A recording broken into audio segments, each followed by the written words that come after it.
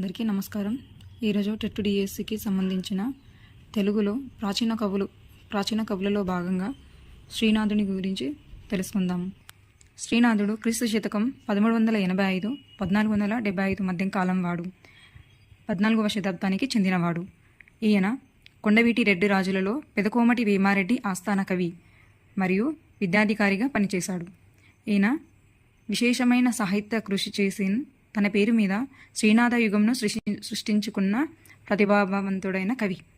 ఈయన తల్లిదండ్రులు భీమాంబ మారయ్య మాత్యులు.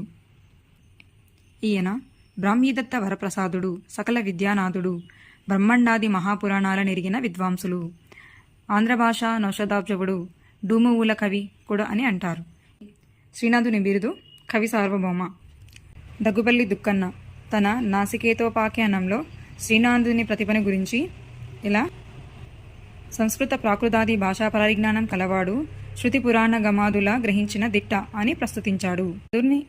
శ్రీనాథుని రచనలు: చిన్నారి పొన్నారి చిరుత కూకటి నాడు మరుత్రా చరిత్ర రచించాడు. ఇది ప్రస్తుతం ఈ గ్రంథం అలభ్యం. నూనుగు మీసాల నూత్న యవ్వనమున శాలివాహన సప్తశతిని పద్య రూపంలో రచించాడు. పండితారాధ్య చరిత్రను పద్య రూపంలో రచించాడు. నిండు యవ్వనమున హర్షనౌషధంను తెలుగులోకి శృంగార నౌషధంగా అనువాదించాడు. భీమేశ్వర పురాణం. ఇది ద్రాక్షారామంలో వెలిసిన భీమేశ్వరుని మహత్యములను వర్ణించు 6 అశ్వాసాల ప్రబంధం.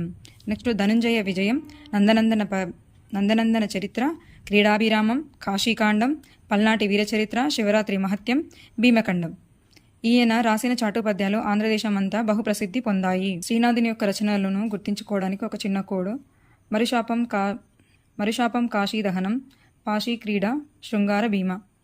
ఇక్కడ మరు అంటే మరుత్రాట్ చరిత్ర, షా అంటే శాలివాహన సప్తశతి, పం అంటే పండితారాధ్య చరిత్ర, కాశీకాండం, ధనుంజయ విజయం, హరవిలాసం, నందనందన చరిత్ర, పల్నాటి వీరచరిత్ర, శివరాత్రి మహత్యం, క్రీడాభిరామం, శృంగార నౌషధం, భీమకాండం. ప్రసిద్ధ తెలుగు సాహిత్య చరిత్రలో పురాణ యుగానికి ప్రబంధ యుగానికి మధ్య శ్రీనాథుడు కావ్యయుగ కర్తగా, కావ్యయుగ నాయకుడిగా ప్రసిద్ధికెక్కాడు. ఇక్కడ పురాణ యుగానికి ప్రబంధ యుగానికి మధ్య ఉన్న డిఫరెన్స్ శ్రీనాథుని యుగం అని అంటారు. శ్రీనాథుడు విజయనగర సామ్రాజ్యంలో ఉన్న 2వ దేవరాయల ఆస్థాన కవిగా ఉన్న ముని కంచిడక్కను పగలగొట్టి ప్రౌఢదేవరాయల చేత ముత్యాలశాలలో కనకాభిషేకం చేయించుకున్న ప్రసిద్ధమైన కవి. ఈయన సీసపద్యాలు రాయడంలో దిట్ట. శ్రీనాథుని కవితా లక్షణాలు: ఉద్దండలీల, ఉభయ వ్రాక్రోటి, రసాభ్యుజిత బంధనం, సూక్తి వైచిత్రి. మరిన్ని వీడియోస్ కోసం నా ఛానల్ను సబ్స్క్రైబ్ చేసుకోండి. నేను చేసిన ప్రతి వీడియో మీకు అందుబాటులో ఉంటుంది.